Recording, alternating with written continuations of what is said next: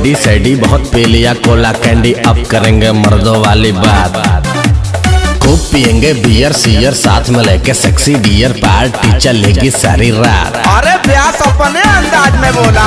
दूर हटाओ डैडी सैडी बहुत पी लिया कोला कैंडी, अब करेंगे मर्दों वाली बात। खूब पियेंगे बियर सियर, साथ में लेके सेक्सी डियर, पार्टी चलेगी सारी रात। लवंडिया लवंडिया लवंडिया लंदन से लाएंगे, रात भर डीजे बजाएंगे। लौंडिया लंदन से लाएंगे, रात भर डीजे बजाएंगे।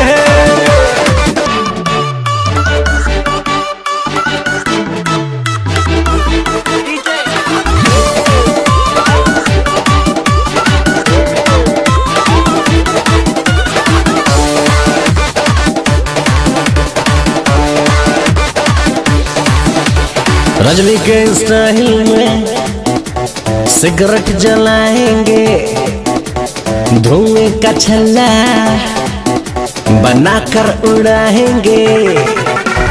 रजनी के स्टाइल में सिगरेट जलाएंगे, धुएं का छल्ला बनाकर उड़ाएंगे। लवंडिया लवंडिया लवंडिया लंदन से लाएंगे, रात भर डीजे बजाएंगे।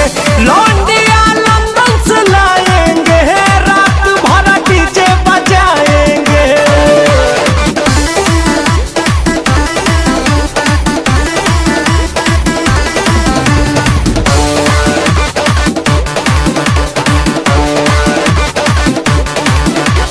अंग्रेजी बेबी को देसी पिलाएंगे, भोजपुरिया गानों पे ठुमका लगाएंगे।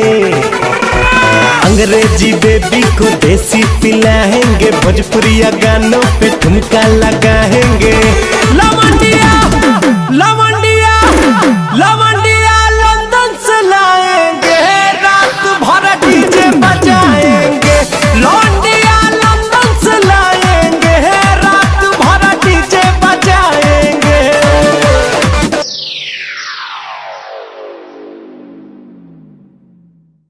लवंडिया लवंडिया